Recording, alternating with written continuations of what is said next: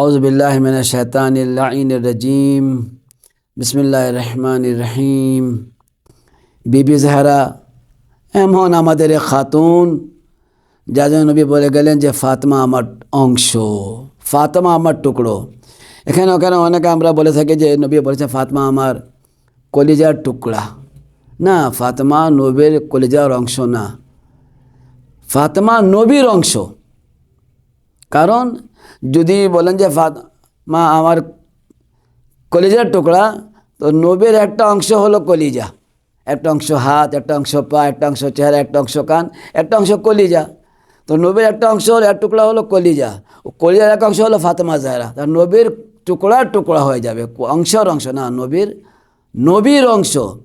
ফাতেমা বিগত মিন্নি, অর্থাৎ যা নবী তাই ফাতেমা। ফাতেমা নবী কুল, ফাতেমা জুজ। যদি নবী হলেন রহমতুল্লাহ আলমিন, ফাতেমা হলেন সৈয়দাতুন নিসাল আলমিন। তিনিও নূরি, উনি কুল, উনি জুজ, উনি সমষ্টি, উনি অংশ। আমাদের একটাই কাজ, যেটা আমি জানলাম যে নবী বলছেন যে যারা ফাতেমাকে খুশি রাখবে তাদেরকে আমি খুশি, যারা বিবি কষ্ট দেবে তারা আমাদের কষ্ট, সে আমার কষ্ট দিয়েছে। আর যে নবী কষ্ট দেয় তার কী হবে?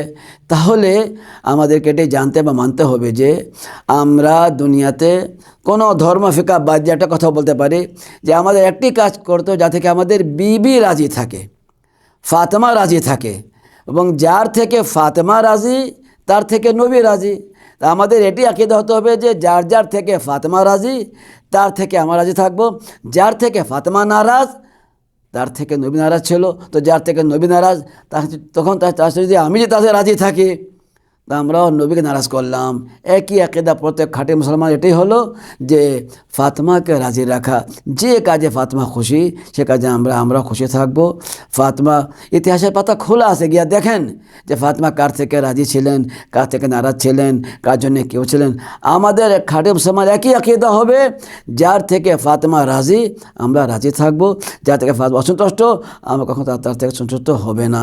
ওয়া আখিরু দাওয়ানা আলহামদুলিল্লাহি রাব্বিল আলামিন।